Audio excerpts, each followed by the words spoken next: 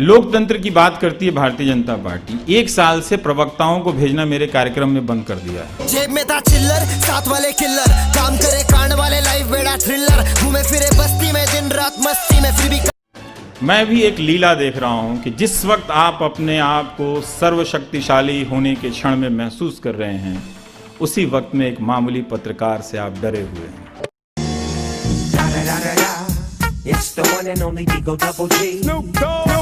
ज्यादा लोगों को आपकी पर्सनल लाइफ के बारे में कुछ नहीं पता, पब्लिक डोमेन में कुछ डालते नहीं है। हमको कहानी सुनाकर खुद को बेचना तो नहीं है ना कि मैं चाय बेचता था, है ना। म्यूजिक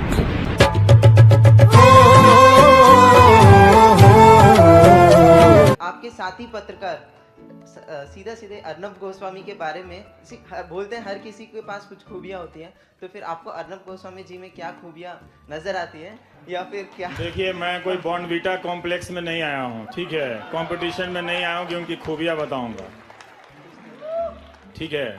ये इसको रहने दीजिए, उनमें जब खूबियां नजर आ जाएंगी तो वो भी बता देंगे। हाँ, आँख बंद, नाक बंद, खोटा खोटा बात बंद, बनना है तो बाप बंद, छोटे थोड़ा शाप बंद, 4 जन जब करेंगे तेरी। इकलौते शायद प्रधानमंत्री हैं जो पूरा कार्यकाल बिना प्रेस कॉन्फ्रेंस के इनके बीत गया, और आपको भी चाहत रही कि एक बार वो समय दें। अगर वो आप समय मिलता तो आप प्रधानमंत्री से एक सवाल सबसे महत्वपूर्ण क्या पूछते? यही कि आप इतना झूठ क्यों बोलते हैं।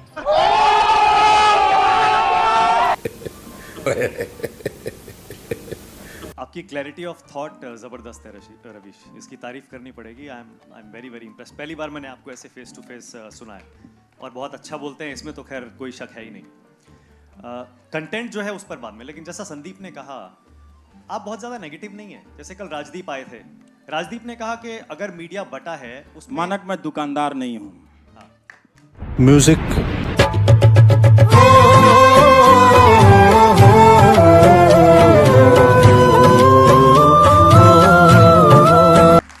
आप जिनका नाम लेकर आए हैं वो मैं बैलेंसवादी नहीं हूँ।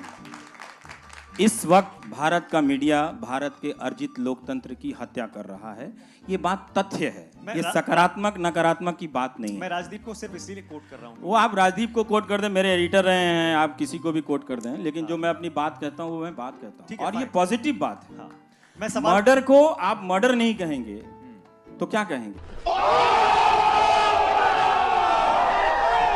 जनता ने तो ये नहीं कहा ना कि हम मोदी जी को चुनते हैं, हम उनके पीछे जिंदाबाद कर रहे हैं, तो आप लोग भी जिंदाबाद करो हमारा।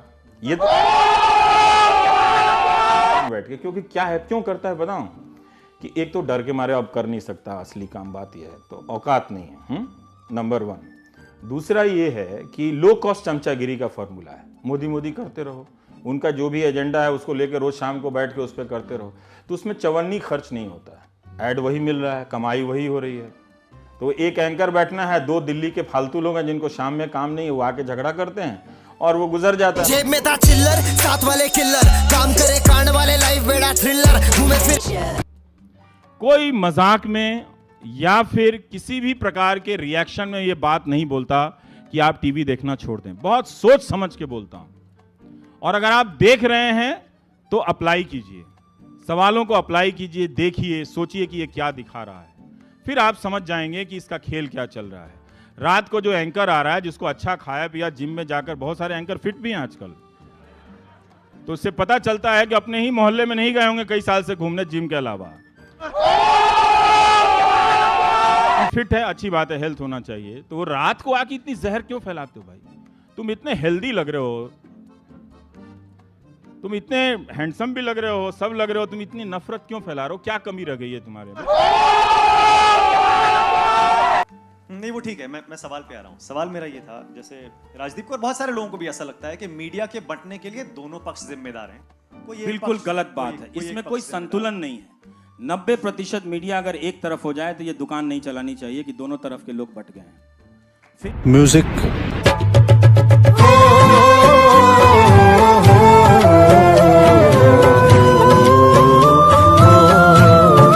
जो मैंने कार्यक्रम किया है, फिर उसमें से आप कमियां निकाल के बताइए, फिर उस पर बात कीजिए।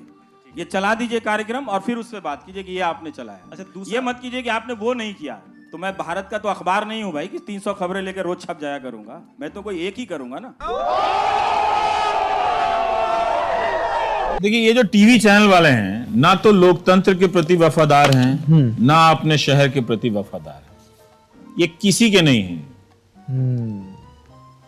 अगर ये अपने शहर के प्रति वफादार होते तो जितना समय वो किम जोंग पे लगाते उससे कुछ तो कम समय वो शहर के किसी स्कूल पे दिखाते, अस्पताल के बारे में दिखाते।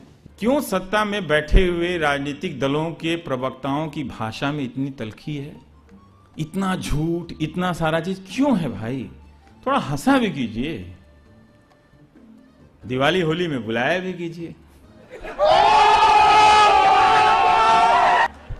ये और बात है, मैं गया नहीं उनसे कहने के लिए कि आप क्यों नहीं मुझे बुलाते हैं। मैं उनसे ये भी नहीं कहने गया कि आप मेरे कार्यक्रम में अब क्यों नहीं आते हैं। मैं उनकी भावना का सम्मान करता हूं। मैं भी एक लीला देख रहा हूं कि जिस वक्त आप अपने आप को सर्वशक्तिशाली होने के क्षण में महसूस कर रहे हैं, उसी वक्त में एक मामूली पत्रकार से आप डरे हुए हैं।